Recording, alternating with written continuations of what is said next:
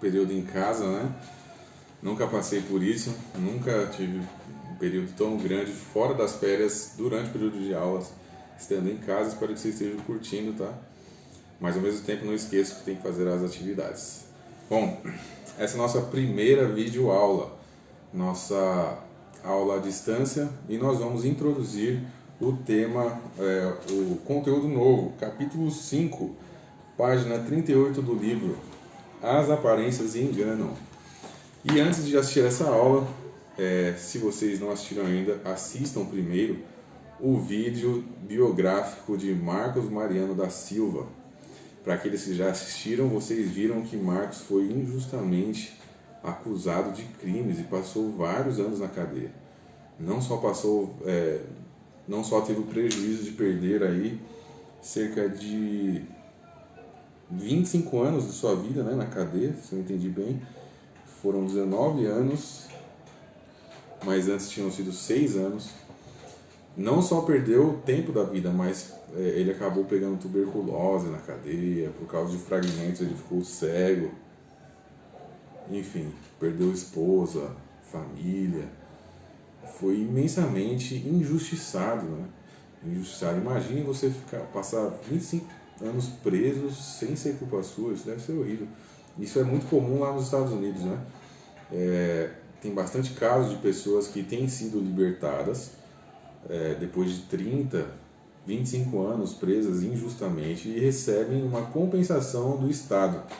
Mas eu duvido que algum valor poderia devolver 25 anos da sua vida, né? Essas pessoas costumam receber uma grande quantia de dinheiro para serem recompensadas 2, 3, 4 milhões de reais ou dólares, se for em outro país.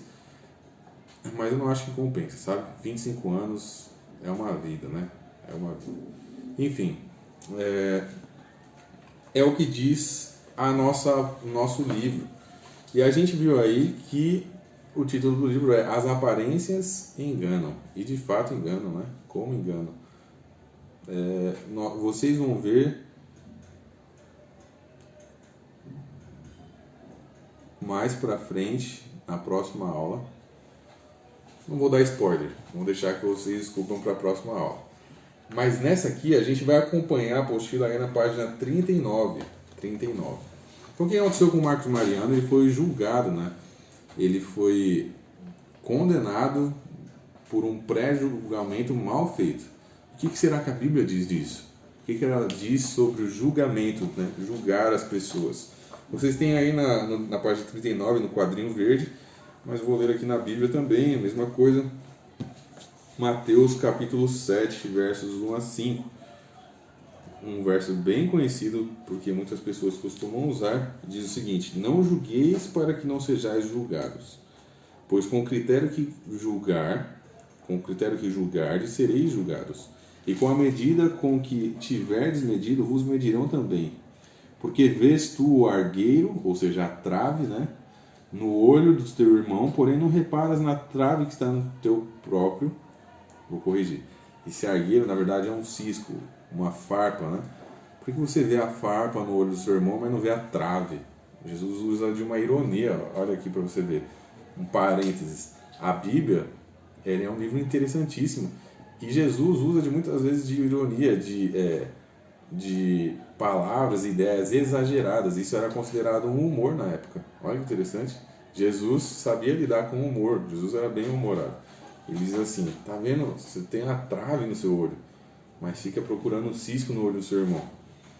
Verso 4. Ou como dirás a teu irmão: deixe-me tirar o argueiro do teu olho quando tens a trave no teu? Hipócrita. Tira primeiro a trave do teu olho, então verás claramente para tirar o argueiro do olho de teu irmão.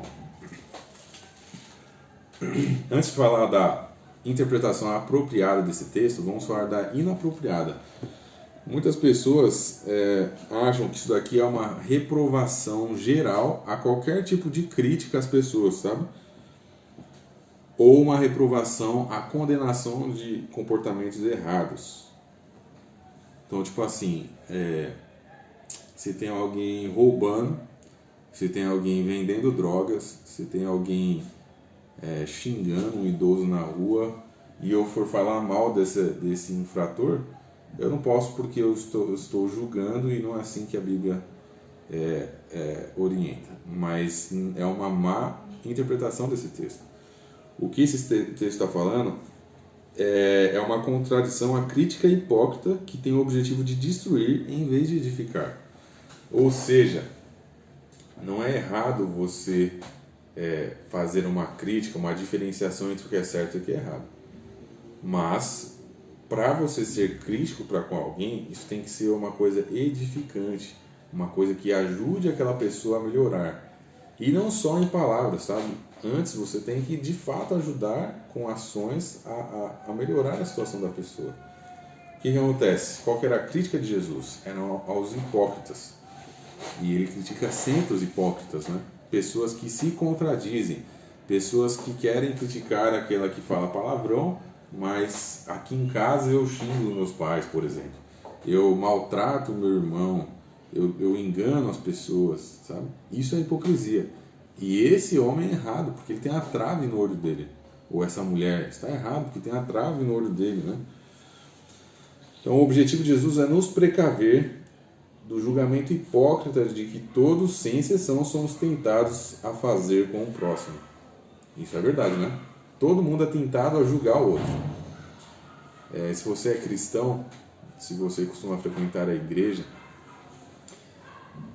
tem um ditado que diz o seguinte, né? Que o crente no sábado à tarde ou no domingo à tarde, o prato preferido é o pastor assado.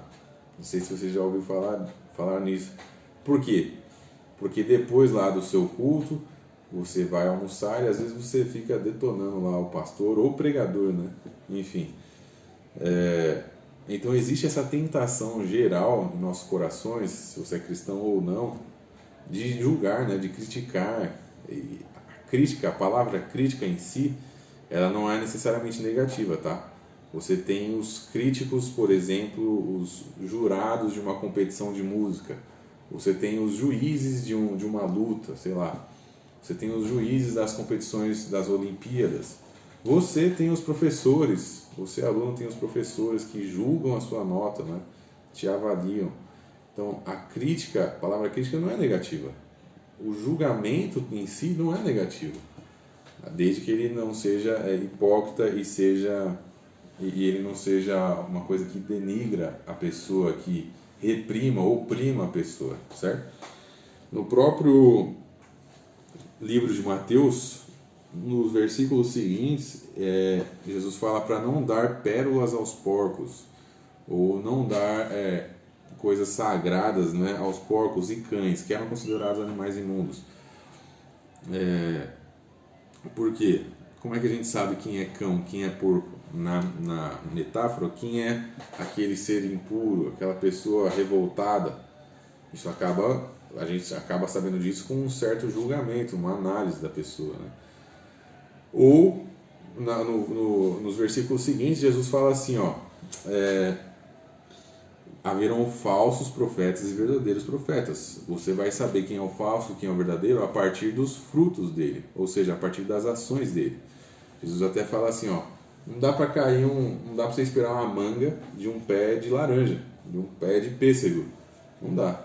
Um pé de laranja vai dar laranja. Então, se a pessoa é um falso profeta, os frutos, ou seja, as ações dela serão más ações. Então, como é que a gente sabe se é falso ou bom profeta? Julgando as ações da pessoa, olha só. Então, você vê como pode ser mal interpretado e usado aquele verso de não julgueis para que não sejais julgados. Resumindo, o julgamento tem que ser edificante, tem que ajudar a pessoa. A crítica tem que ser para ajudar a pessoa. E não pode ser hipócrita. Não pode vir de alguém que tem erros piores ou iguais às pessoas, tá bom? Essa é a ideia desse texto. E com o mau julgamento, né, você pode ter más impressões das pessoas. O racismo, o preconceito não é nada mais do que um pré-julgamento errado das pessoas. E deve ser repudiado veementemente, ou seja, firmemente. Devemos ser contra os pré-julgamentos. E a apostila dá uma ideia, é o seguinte, ó, a tendência de julgar as pessoas é inata, ou seja, faz parte do ser humano. Pode originar-se de vários fatores, um deles é a impaciência, né? Às vezes você é impaciente com alguém, mas você não sabe se a pessoa está magoada, está passando por problemas emocionais, ou você acha que a pessoa não está fazendo direito as coisas, ou vai saber o que se passa com a pessoa, né? Melhor conhecer primeiro o contexto da pessoa. Segundo fator é a acusação ou julgamento hipócrita é a necessidade de esconder as próprias imperfeições. Isso acontece muito, sabe? Às vezes a pessoa, por exemplo, o bully, ou seja, aquela pessoa que oprime a outra. Às vezes ela faz isso para tentar se satisfazer, para tentar elevar o ego dela. Às vezes ela é uma pessoa fraca, ela é uma pessoa emocionalmente fraca, sabe, desestabilizada, mas oprimindo alguém, ela se sente melhor. Às vezes o nosso julgamento para alguma pessoa é para que a gente se sinta melhor, sabe, para que a gente se sinta uma pessoa boa, julgando os outros como pessoas más. Então isso é um fator, isso pode acontecer, tá? E virando a página 40, só para a gente terminar esse assunto, diz assim, ó, lá no comecinho, o primeiro parágrafo. É triste observar que muitos preferem ocultar seus delitos e apontar as falhas do próximo em vez de lutar contra os seus defeitos de caráter. Isso aqui é interessante, ó. Por essa razão, alguns jovens, ao invés de assumir que erraram, decidem colocar a culpa nos pais, nos professores ou na sociedade. Ah, se minha mãe fosse mais legal, eu seria um filho mais comportado. Se meu professor fosse mais amigo, eu seria uma aluna melhor. Você certamente já ouviu frases desse tipo. Espero que só tenha ouvido e não falado. Mas, às vezes isso acontece, sabe? Às vezes a gente, julgando os outros, a gente deixa de enfrentar os nossos defeitos e põe a culpa em outras pessoas e outras coisas. Tendo isso em vista, para a próxima aula, nós não teremos videoaula, né? A segunda aula desta semana, vocês vão assistir um filme que eu queria até ter passado na semana em que nós ainda estávamos em aula. Se chama Mãos Talentosas. Vai contar a história de Ben Carson, um rapaz negro de origem humilde, pobre, né? Mas que apesar desses preconceitos sobre ele, desses pré-julgamentos que a sociedade faz de pessoas que nascem nas mesmas condições que ele não jogou a culpa em pessoas e outras coisas, mas ele lutou até chegar em grandes patamares da sociedade. E você vai acompanhar nesse vídeo a história de Ben Carson, uma história inspiradora. Eu tenho certeza que vocês vão gostar do filme, beleza? Que Deus nos abençoe e que possamos não julgar as pessoas de maneira hipócrita, possamos ser edificante na vida das pessoas, ajudar as pessoas a melhorar aquilo que elas têm dificuldade em melhorar, tá bom? Uma boa semana para vocês, Deus abençoe a todos e tchau!